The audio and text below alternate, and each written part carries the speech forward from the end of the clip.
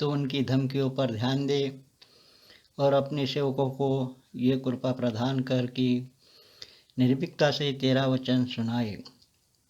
तो अपना हाथ बढ़ाकर अपने परम पावन सेवक ईसा के नाम पर स्वास्थ्य लाभ चिन्ह तथा चमत्कार प्रकट होने दे।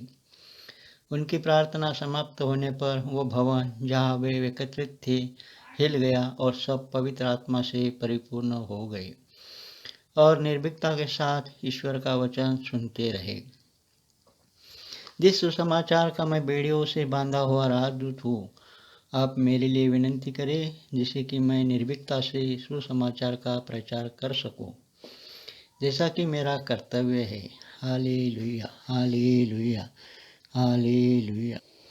सुसमाचार, यीशु का सुसमाचार। रोमियो के नाम पौलुस प्रेरित की पत्री, अध्याय 12 वचन 14। रोमियो के नाम पौलुस प्रेरित की पत्री, अध्याय 12 वचन 14। अपने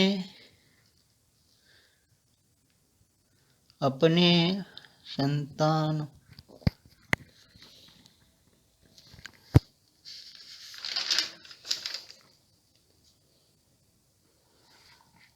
अपने सताने वालों को आशीष दो, श्राप नहीं दो। Hallelujah, hallelujah. प्रभु यीशु पौलुस प्रेरित के द्वारा बोल रहा है कि आप लोग सताने वाले को आशीष दो, उनको आशीष ही दो, श्राप नहीं दो। श्राप क्यों नहीं देने के लिए बोला है? तो आज अपन श्राप के बारे में देखते हैं। श्राप क्या होता है? श्राप जैसा कोई पाप कर जाता है और मर जाता है, मरने के बाद उसके द्वारा जो उसको पीढ़ी में तकलीफ होती है, उसके द्वारा उसको कहते हैं शाप। अभी शाप बहुत प्रकार के होते हैं। किसी के घर परिवार में शाप आता है, उनको संतान नहीं होती है। किसी के परिवार में श्राप आता है, 40-45 साल के आदमी लोग हो जाते हैं, मर जाते हैं, तो ये शाप है। किसी के घर में दारू पीने का शाप आता है, बाप दारू पी के मर गया, इसके लिए बच्चा भी उसका दारू पीता है। ज़्यादातर करके पहला बच्चा नहीं पीता है, दूसरा नंबर का बच्चा जरूर दारू पीता है। और किसी के घर में चोरी करने का श्राप आता है, बच्चे श्राप चोरी करते हैं। और किसी के घर में व्यभिचार का श्राप आता है, बाप के कारण, माँ के कारण। बाप ने व्यभिचार करेगा तो बच्चे लोग भी व्यभिचार करते हैं। ये श्राप की कहानी है। कोई अंधे भी हो जाते श्राप के कारण। ऐसा ये शाप खतरनाक मनुष्य के जीवन में है।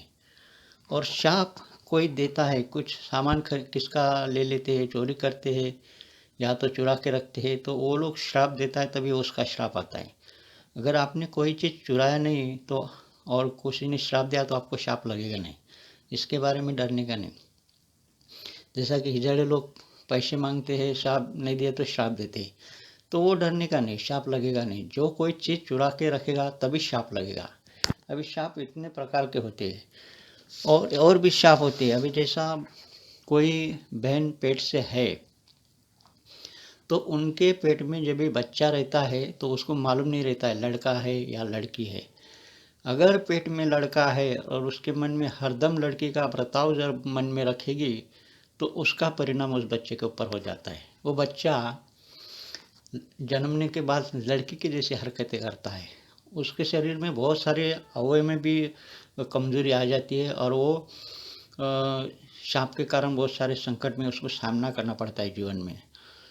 तो और कोई बहन के पेट में लड़की रहती है और वो लड़के का बर्ताव करती है, मन में सोचती है कि मुझे लड़का होने वाला है और वो लड़के के बारे में ही मन में सोचती है, तो उसको क्या होता है, लड़की हो जाती है और लड़की हो जाती है तो वो लड़के का बर्ताव करती है। तो ऐसा उनके जीवन में श्राप आता है और वो लड़की फिर लड़के के जैसे बर्ताव करती है। तो जब भी बहन पेट से रहती है तभी उस बहन ने कभी ज़्यादा करके टीवी देखना नहीं है, उसमें मारा मारी है, तलाक है, ये सब देखने का नहीं। और जहाँ पे मारामारी हो रही वहाँ पे वो ध्यान देना नहीं, मोबाइल ज़्यादा ऑपरेट करने का नहीं, और प्रसन्नता से हमेशा रहना चाहिए और परमेश्वर के वचन को सुनना चाहिए, प्रार्थना करना चाहिए और सोने के टाइम में अंगूठे से अपने पेट के ऊपर क्रॉस के निशान निकालना चाहिए, ताकि वो बच्चा होने वाला है वो शैतान के जो अभी दुनिया की खतरनाक पीढ़ी हो रही है उससे बच जाएगा। तो ये सब बहन लोग ने करना चाहिए, तो बच्चा उसका आगे चलकर उसके जीवन में संकट नहीं आएगा। ये आने वाली पीढ़ी के लिए ये बहुत बड़ा संदेश है। तो मेरा ये प्रवचन जहाँ कोई सुनेगा, उन्होंने अपने कलीसिया में इसको स्पीकर में पिन लगा के सबको सुनाना चाहिए, और सुना दो, आप आशीषित हो जाएंगे। क्योंकि आने वाली जो पीढ़ी है उसके ऊपर ये श्राप नहीं आएगा। श्राप की बहुत खतरनाक कहानी है। अभी हम आगे देखते हैं श्राप क्या क्या करता है। हालेलुया। श्राप कितना पीढ़ी में आता है। अनुवाद के पुस्तक में पांचवा अध्याय 9 वचन में लिखा है कि मेरे विरुद्ध में काम करने वाले, मेरे नियमों के उल्लंघन करने वाले, उसके बच्चे के तीसरे चौथे पीढ़ी तक मैं उसका बदला लेता हूँ, समाचार लेता हूँ। तो 3 या 4 पीढ़ी में श्राप आता है। और गिनती की किताब में भी लिखा है, अध्याय 17 वचन 5, यहोवा ये कहता है कि शापित है वो मनुष्य जो मनुष्य पर भरोसा करता है और उसका मन यहोवा से मनुष्य का सहारा लेता है, जिसका मन यहोवा से भटक जाता है। वो निर्जल देश के अधमरे पेड़ के समान होता है, वो कभी भलाई न दिखेगा। वो निर्जल और निर्जन स्थल के नुनखरी भूमि के समान है। Hallelujah, hallelujah.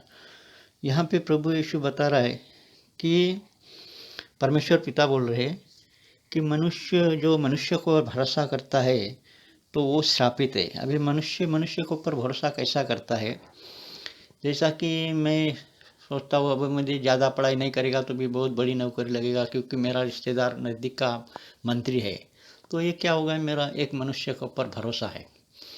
दूसरा कोई करता है मैं चोरी चपाटी कुछ भी करूँ तो मुझे कोई डर नहीं, क्योंकि मेरा बहुत नज़दीक का रिश्तेदार एक बड़ा कमिश्नर है। तो मेरा क्या हो गया, उस भाई के ऊपर, मनुष्य के ऊपर भरोसा हो गया। कोई कहता है मुझे कोई बीमारी होएगा तो डर नहीं, क्योंकि मेरा रिश्तेदार बड़ा सर्जिकल डॉक्टर है, मुझे कोई डर नहीं है। तो ये मनुष्य का भरोसा हो गया। और ऐसे मनुष्य पर भरोसा करने वाले लोग श्रापित हो जाते हैं। तो अभी देखो श्राप की कहानी कैसी खतरनाक है। मेरे परिवार से एक जुड़ी हुई कहानी मैं आपको बताता हूँ। ये 50-60 साल पहले की बात है। तो हमारे दादी माँ के पास पैसा था, तो उन्होंने दुकान डाला था। तो उसमें जो फ़ायदा होता था घर में छुपा के किधर रखता था। तो हमारा दादा वो पैसा चोरी करके जुगार में बर्बाद कर देता था।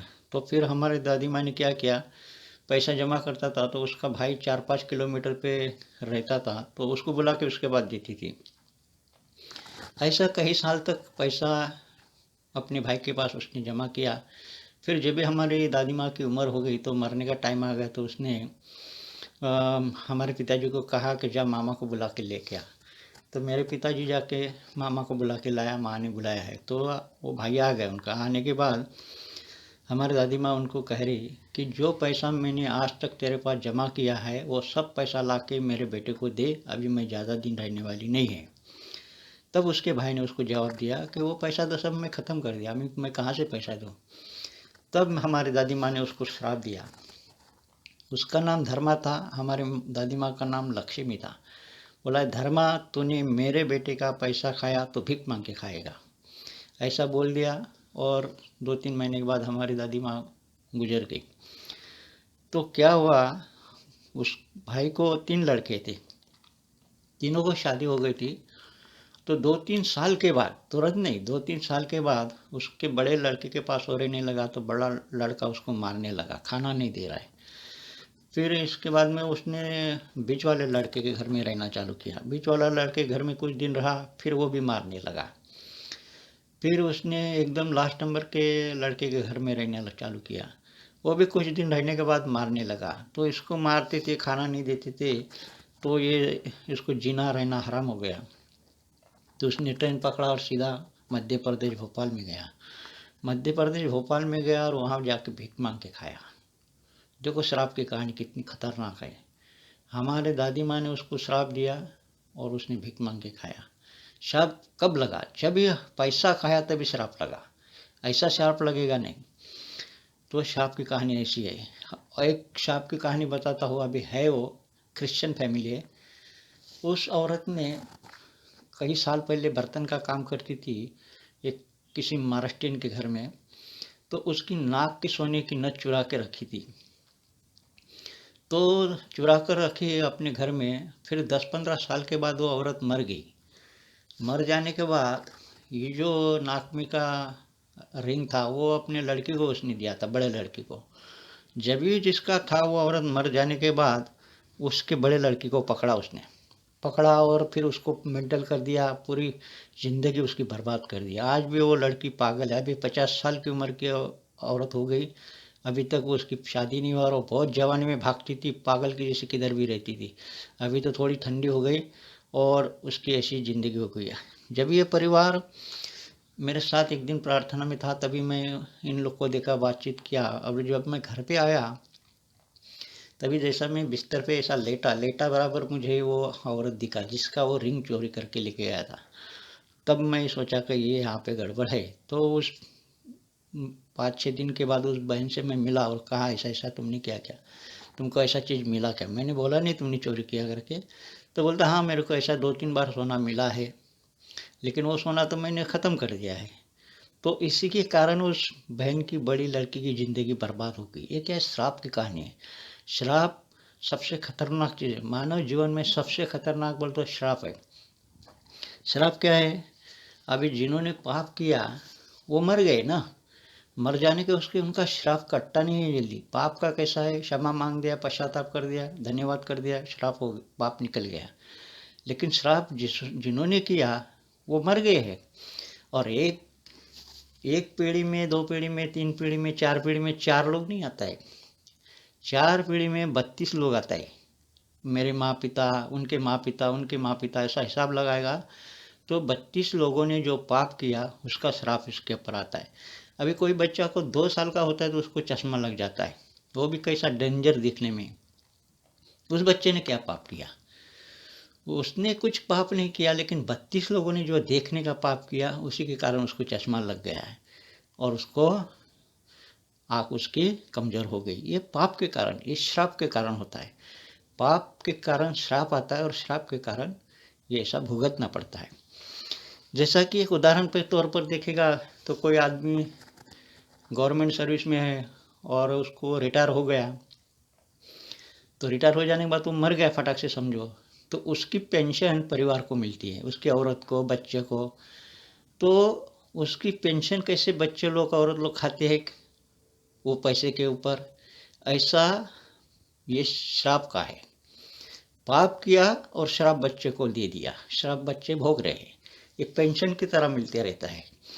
तो ये सिर्फ श्राप की कहानी है। अभी श्राप के बारे में आगे क्या है और देखते हैं अपन। हालेलुया। बाइबल में लिखा है, यहोशू को जब परमेश्वर ने बोला था कि मैं तुझे यरीहो नगर दूंगा, तो यरीहो नगर देखने के लिए यहोशू गया और देखता तो चारों तरफ दीवार खड़ी है बड़ी। तो ये दीवार, परमेश्वर ने कहा कि तुमने गोल गोल घूमने का और दीवार गिराने का काम मेरा। जब यहोशू सारे लोगों को लेके, परमेश्वर का संदूक लेके 6 दिन में 6 चक्कर मारा और 7वें दिन में 7 चक्कर मारा और 7वें दिन में 7 चक्कर में वो दीवार गिर गया। आमीन। जब भी दीवार गिर गया तभी यहोशू ने वहाँ पे श्राप दिया। श्राप क्या दिया? अध्याय 6 का 26 में लिखा है, यहोशू, फिर उसी समय यहोशू ने इज़राइलियों के सम्मुख शाप दिया और कहा, जो मनुष्य उठकर इस नगर यहेरो को फिर से बनाए वो यहोवा की ओर से श्रापित हो जाए। जो उसकी नींव डालेगा तो उसका जेठा पुत्र मरेगा, और जो उसके फाटक खड़ा करेगा उसका छोटा पुत्र मरेगा। तो ऐसा बोल के यहोशू ने श्राप दिया। अब इसको कई साल बीत गए हैं। कई साल बीतने के बाद जब भी लगभग 500 साल बीत गए। अभी देखो, आदमी को बड़ा धमाका होता है, कुछ होता है तो 5-6 साल 10 साल तक याद रहता है। अभी 500-600 साल बोले तो 12-15 पीढ़ी हो गया है। एक पीढ़ी 40 साल का होता है, तो इतने दिन का याद किसको रहता है? 12-14-15 पीढ़ी का किसी को ध्यान रहता है? तो फिर एक बेथलेहम कर का हेल राजा आया। उसने देखा यहाँ पे पत्थर है, चूना है, क्योंकि पहले चूना में दीवार बनती थी ना, तो इसको अपन वापस बना लेते हैं। तो उसने उसका काम चालू कर दिया। नींव डाला तो उसका बड़ा बेटा मर गया। अभी बड़ा बेटा मर गया तो उसने क्या काम बंद कर दिया। थोड़ा दुख सुख के दिन जाने दिया, उसको मालूम नहीं हुआ शाप दिया करके। फिर थोड़ा काम बंद किया, दुख के दिन बीत गए। फिर वापस उसने फाटक खड़े किए। फाटक के खड़े करे, उसके छोटा बेटा मर गया। तो उसको मालूम अगर रहता था यहाँ पे श्राप दिया है, तो वो वहाँ पे काम नहीं चालू करता था। ये श्राप देखो 600 साल बीत गए तो भी काम किया। ऐसा श्राप का खतरनाक कहानी है। Hallelujah, hallelujah. परमेश्वर ने जब इस संसार बनाया तभी धरती के ऊपर कांटे नहीं थे, इस पृथ्वी पर कांटे नहीं थे। जब भी हवा ने और आदम ने परमेश्वर के विरोध में पाप किया, तभी परमेश्वर ने भूमि को श्राप दिया और ये जमीन तुझे पसीना बहा के तुझे रोटी खाना होगा, और तुझे ये जमीन काटे कुटे मतलब लगाते रहेगी, काटे तुमको शरीर में चुभेगा। ऐसा श्राप परमेश्वर ने बोला, तभी से धरती पर कांटे आ गए। ये श्राप की कहानी है। श्राप बहुत खतरनाक होता है जो कभी मिटता नहीं। Hallelujah, hallelujah. जब यहोशू ने श्राप दिया था, इसके बाद राजा एक का अध्याय 16 का वचन 34 में लिखा है। बेथलेहम का हियल वहाँ आया और उसने यहेरो का नींव डाला तो उसका बड़ा बेटा मर गया। जब उसके फाटक खड़े करे तभी उसका छोटा बेटा सगुब मर गया। बड़ा बेटा अभिराम भी मर गया और छोटा बेटा सगुब भी मर गया।